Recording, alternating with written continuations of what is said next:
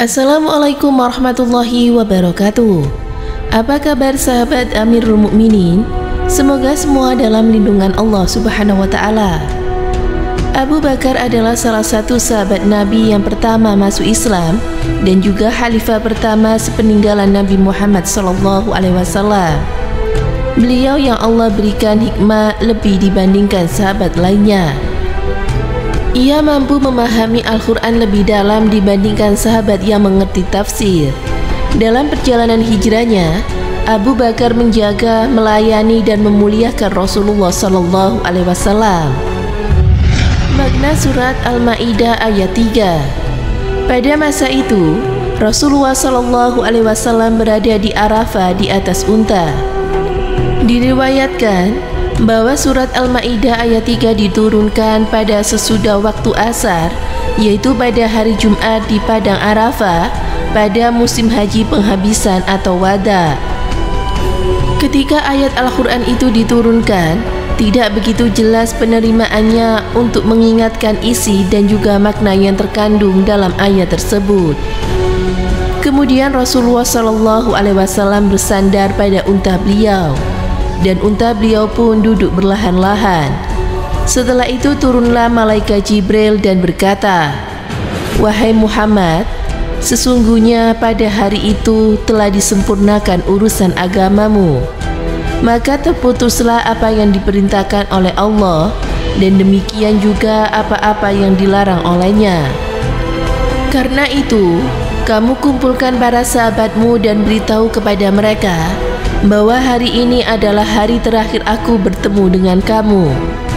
Setelah malaikat Jibril pergi, maka Rasulullah pun berangkat ke Mekah dan terus pergi ke Madinah. Setelah Rasulullah mengumpulkan para sahabat beliau, maka beliau pun menceritakan apa yang telah diberitahu oleh malaikat Jibril. Apabila para sahabat mendengar hal yang demikian, maka mereka pun gembira sambil berkata, "Agama kita telah sempurna, agama kita telah sempurna." Apabila Abu Bakar mendengar keterangan Rasulullah itu, maka ia tidak dapat menahan kesedihannya. Maka ia pun kembali ke rumah lalu mengunci pintu dan menangis sekuat-kuatnya. Abu Bakar menangis dari pagi hingga malam. Kisah ini telah disampaikan kepada para sahabat lainnya. Maka berkumpullah para sahabat di rumah Abu Bakar dan mereka berkata, "Wahai Abu Bakar, apa yang membuat kamu menangis sehingga begitu sekali keadaanmu? Seharusnya kamu merasa gembira, sebab kita telah sempurna." Mendengar pertanyaan dari sahabatnya, maka Abu Bakar pun berkata, "Wahai para sahabatku, kamu semua tidak tahu tentang musibah yang menimpa kamu. Tidakkah kamu tahu bahwa apabila sesuatu perkara itu telah sempurna, maka akan kelihatanlah akan kekurangannya?" Dengan turunnya ayat tersebut, bahwa ia menunjukkan perpisahan kita dengan Rasulullah. Hasan dan Husain menjadi yatim dan para istri Nabi menjadi janda. Makna tangisan Abu Bakar. Setelah mereka mendengar penjelasan dari Abu Bakar, maka sadarlah mereka akan kebenaran kata-kata Abu Bakar. Lalu mereka menangis dengan sekuat-kuatnya. Tangisan mereka telah didengar oleh para sahabat lainnya, maka mereka pun terus memberitahu Rasulullah tentang apa yang mereka lihat itu. Berkatalah salah seorang dari para sahabat, "Ya Rasulullah, kami baru kembali dari rumah Abu Bakar dan kami dapati banyak orang yang menangis dengan suara yang kuat di depan rumah beliau." Apabila Rasulullah mendengar keterangan dari para sahabat, maka berubahlah muka Rasulullah dan dengan bergegas beliau menuju ke rumah Abu Bakar. Setelah Rasulullah SAW sampai di rumah Abu Bakar, maka Rasulullah melihat semua mereka yang menangis dan bertanya, "Wahai para sahabatku, kenapa kamu semua menangis?"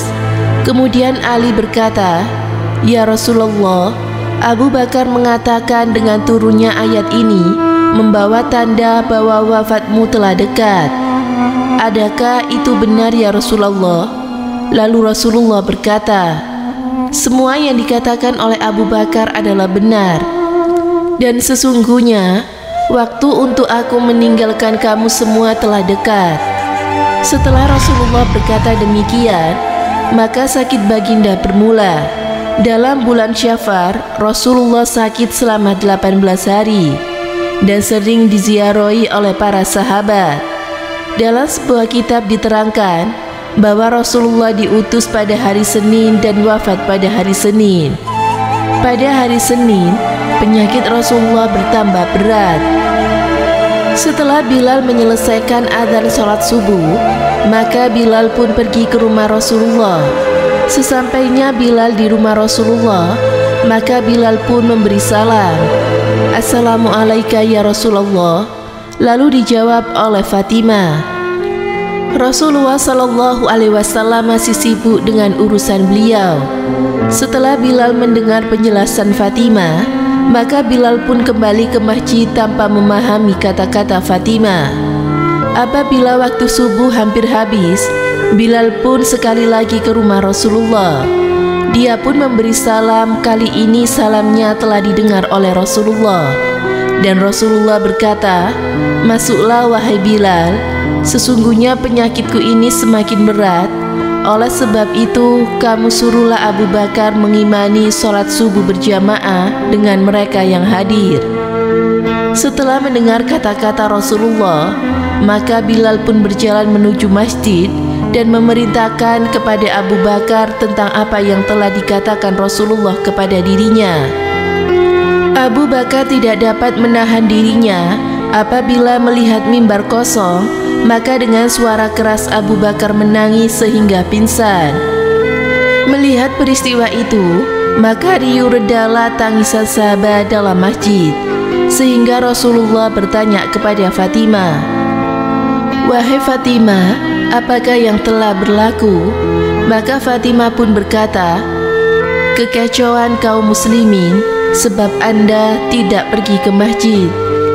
Kemudian Rasulullah memanggil Ali dan juga Fadl bin Abbas. Lalu Rasulullah bersandar kepada kedua mereka dan terus pergi ke masjid. Setelah Rasulullah sampai di masjid, maka beliau pun sholat berjamaah dengan para sahabat.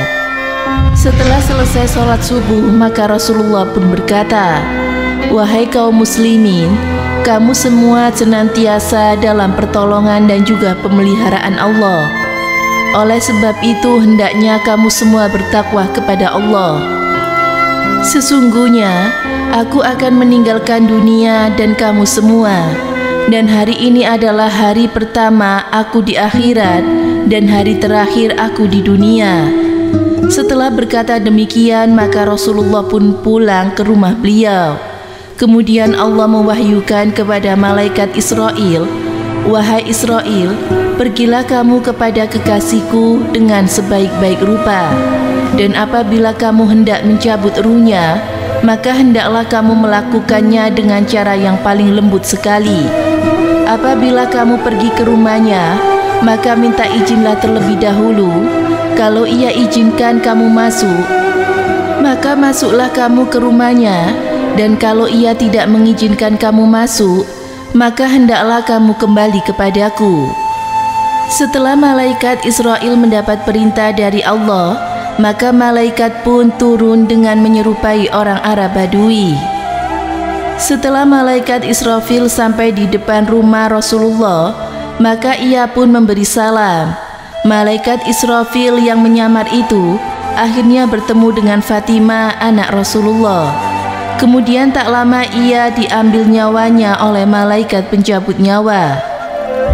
Sebelum ajalnya tiba, Rasulullah Shallallahu Alaihi Wasallam berkata, "Sekarang aku telah puas hati dan telah hilang rasa susahku." Kemudian Rasulullah berkata, "Wahai Israel, mendekatlah kamu kepadaku." Setelah itu malaikat Israfil pun memulai tugasnya. Apabila ruh beliau sampai pada pusar, maka Rasulullah pun berkata, "Wahai Jibril, alangkah dahsyatnya rasa mati." Malaikat Jibril pun mengalihkan pandangannya dari Rasulullah. Melihat telata Jibril, Rasulullah pun berkata, "Wahai Jibril, apakah kamu tidak suka melihat wajahku dikala dalam sakaratul maut?" Anas bin Malik berkata, apabila ruh beliau sampai di dada, beliau bersabda, "Aku wasiatkan kepada kamu semua agar menjaga sholat dan apa-apa yang telah diperintahkan atasmu." Ali berkata, sesungguhnya Rasulullah SAW ketika menjelang saat-saat terakhir telah menggerakkan bibir beliau 2 kali, dan saya meletakkan telinga saya dan mendengar Rasulullah berkata, "Umatku, umatku."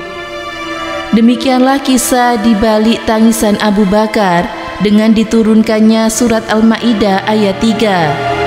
Itu berarti tugas Rasulullah telah selesai menyempurnakan dan menyampaikan agamanya. Semoga bermanfaat. Wallahu a'lam bishawab.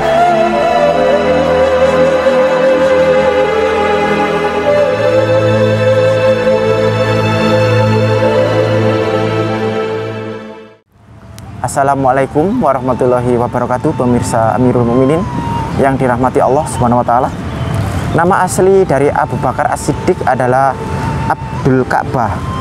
Beliau merupakan keturunan keluarga kaya Bani Taim dari suku Quraisy yang lahir di kota Mekah 573 Masehi. Lebih muda 2 tahun dari Nabi Muhammad SAW. Ayahnya bernama Abu Qufaha bin Utsman, sedangkan ibunya bernama Salma bin Sakr. Sejak kecil, Abu Bakar sering menghabiskan waktunya dengan mengembala unta dan kambing. Ketika berumur 10 tahun, beliau ikut ayahnya yakni Abu Qufaha ke Syam untuk berdagang. Setelah Abu Bakar As-Siddiq masuk Islam, beliau menyebarkan Islam ke sahabat-sahabat dekatnya. Di antaranya adalah Utsman bin Affan, Tolha bin Ubaidillah, Zubair bin Awam, Sa'ad bin Abi Waqqas, dan mereka semua ini adalah termasuk 10 sahabat yang dijamin masuk surga oleh Allah Subhanahu wa taala. Abu Bakar As-Siddiq adalah sahabat Nabi yang termasuk golongan lelaki dewasa pertama yang masuk Islam. Ia mendapatkan gelar As-Siddiq karena peran beliau menjadi orang pertama yang membenarkan Isra Mi'raj Nabi Muhammad SAW. Abu Bakar bukan hanya orang terdekat Rasulullah, beliau sebagai sahabat yang paling utama yang juga merangkap sekaligus sebagai mertua Nabi Shallallahu Alaihi Wasallam. Beliau aktif dalam kegiatan dakwah Islam mulai dari ikut berperang dan berdakwah. Setelah Nabi Muhammad Shallallahu Alaihi Wasallam wafat, maka Abu Bakarlah yang menggantikan posisi beliau menjadi khalifah Rasulullah, sehingga Abu Bakar adalah khalifah pertama di dalam memimpin umat Islam. Rahimakumullah Abu Bakar As-Siddiq. Semoga memberi manfaat. Wassalamualaikum warahmatullahi wabarakatuh.